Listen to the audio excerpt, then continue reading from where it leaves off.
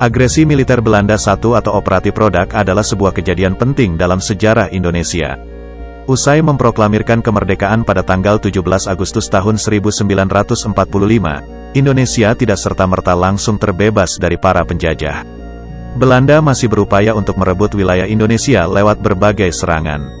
Agresi militer Belanda I ini merupakan operasi militer yang dilakukan Belanda untuk merebut Pulau Jawa dan Sumatera pada tanggal 21 Juli sampai tanggal 5 Agustus tahun 1957. Peristiwa ini pecah usai Belanda melanggar perjanjian Linggarjati.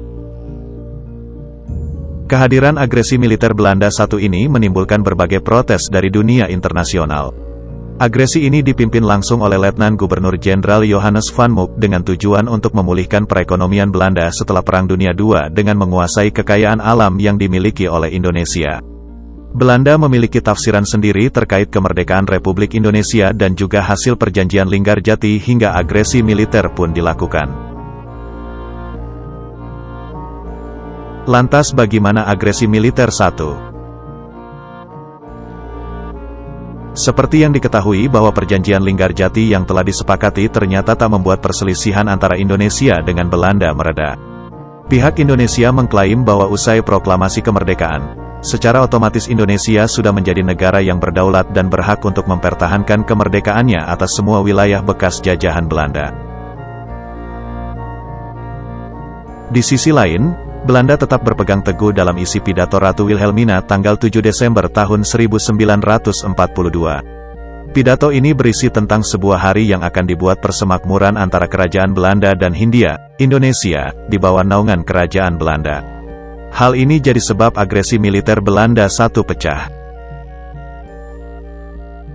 Selain itu, sumber lain mengatakan bahwa ada 3 tujuan agresi militer Belanda I yang terdiri atas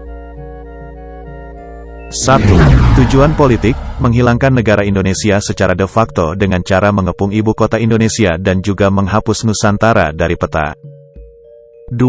Tujuan ekonomi, merebut daerah yang berpotensi menghasilkan bahan pangan, produk ekspor, dan juga pertambangan.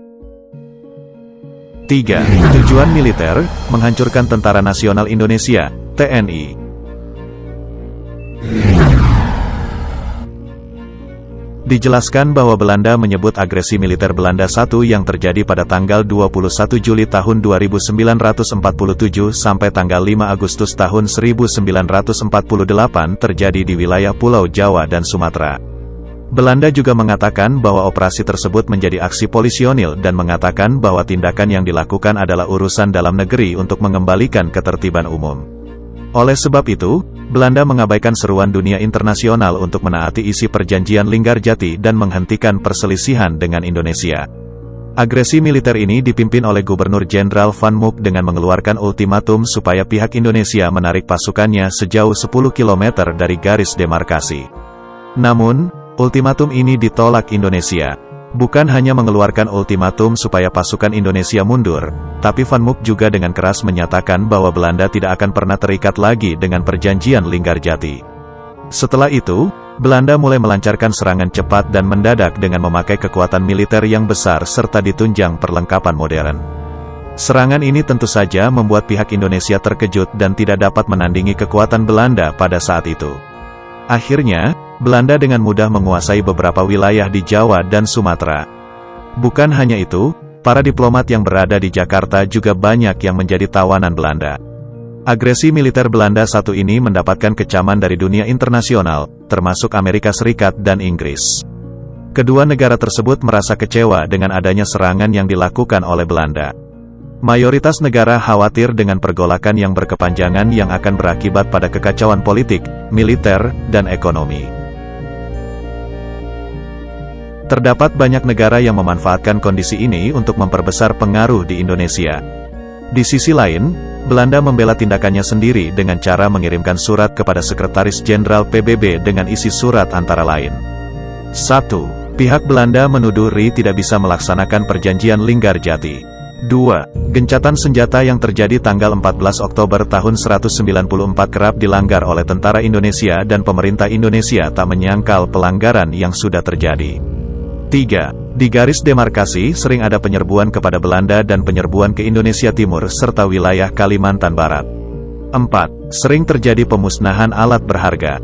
5. Blokade ekonomi yang terus dilakukan sehingga membuat kelaparan. 6. Banyaknya tawanan di daerah Indonesia yang belum dilepaskan oleh pihak Indonesia. 7. Propaganda perang dibesar-besarkan oleh Radio Indonesia yang berasal dari Yogyakarta. Dari surat tersebut, pihak Belanda mengatakan bahwa Indonesia sudah melakukan tindakan kejahatan sehingga harus dihukum. Maka dari itu, Belanda merasa perlu melakukan aksi polisionil untuk ketertiban umum. Belanda merasa bahwa Indonesia sudah tidak sanggup untuk mempertahankan keamanan dan tidak mau bekerja sama dengan Belanda. Akan tetapi, dunia internasional tidak dapat menerima argumentasi yang disampaikan oleh Belanda. Dengan begitu, dunia internasional juga tidak dapat menerima kenyataan bahwa Belanda sudah mengerahkan kekuatan militer secara besar-besaran untuk agresi militer di Indonesia. Kemudian tanggal 31 Juli tahun 1947, Indonesia juga menulis surat yang ditujukan kepada Dewan Keamanan PBB. Surat ini berisi tentang permintaan supaya Dewan Keamanan bertindak untuk menangani masalah Indonesia-Belanda. Lantaran inisiatif India dan Australia, persoalan agresi militer satu ini dapat dibawa ke Dewan Keamanan PBB. Usai melewati perdebatan yang sangat sengit, akhirnya Dewan Keamanan PBB mencela agresi militer ini dan mengatakan bahwa perselisihan ini harus segera diselesaikan. Belanda akhirnya menyadari bahwa pihaknya harus menaati PBB supaya tidak terkena sanksi. Maka, tertanggal 5 Agustus tahun 1947, agresi militer Belanda 1 dihentikan dan masalah ini dilanjutkan melalui meja perundingan.